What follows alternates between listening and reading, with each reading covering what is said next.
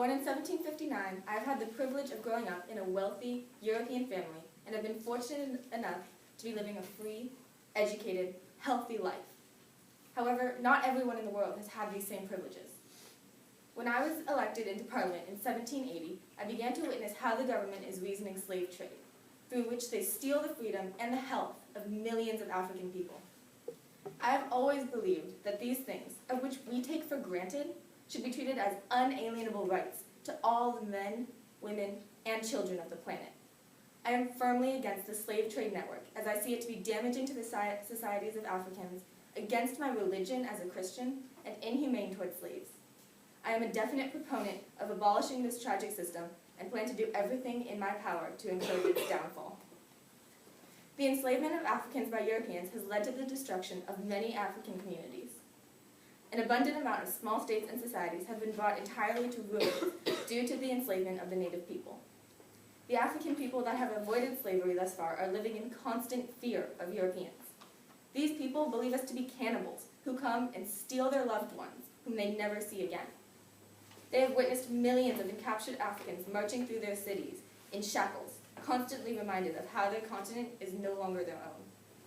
Although it is reasonable to say that the slave trade has greatly improved the economy in the port cities of Africa, where slaves are being sold, one must take into account the much larger amount of damage being dealt to the rest of Africa.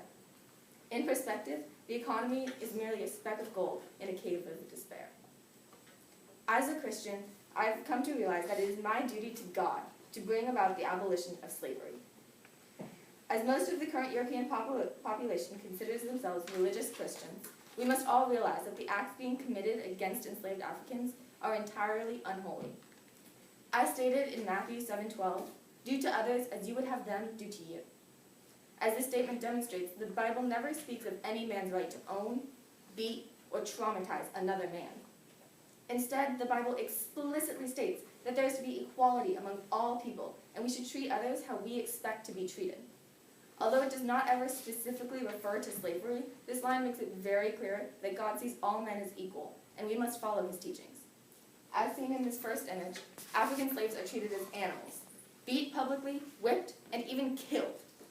No white man would ever expect to be treated in such a way. However, slave transporters and owners seem to have no mercy or respect for how the Bible says we should treat each other when it comes to enslaved Africans. These men are seen as sinful in the eyes of God, and out of respect for his will, we must right these wrongs by ending further slavery.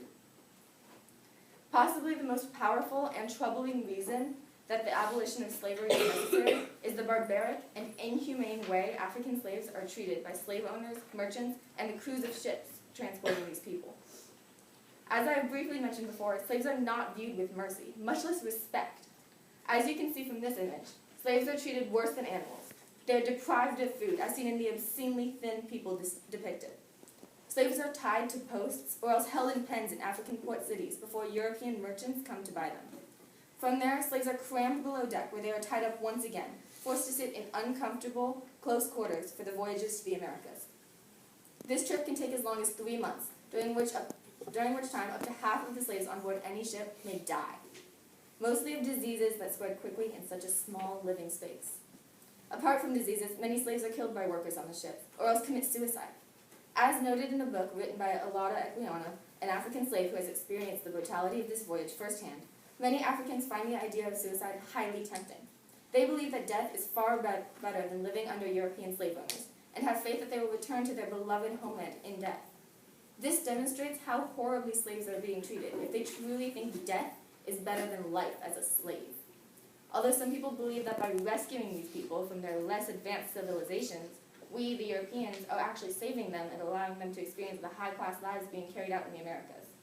In response to these beliefs, I can only point out that we are not in fact improving their lives in any way, as it is clear that these innocent people were far better off before we forced them into unpaid labor, torment, and separation from their homes and their families.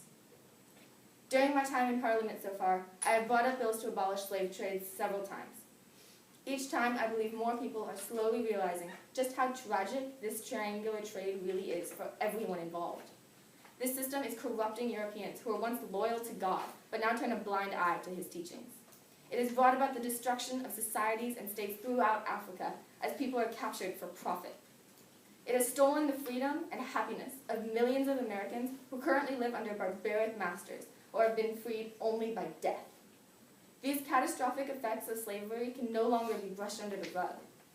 Moving forward, I believe it is our duty as Christians and as people to correct these horrendous wrongdoings by abolishing slavery before any more unjust actions can be carried out. To demonstrate my passion for this cause, I have joined the Society for Gradual Abolition and plan to continue to advocate for the rights of slaves until there is no longer a reason to fight. Thank you.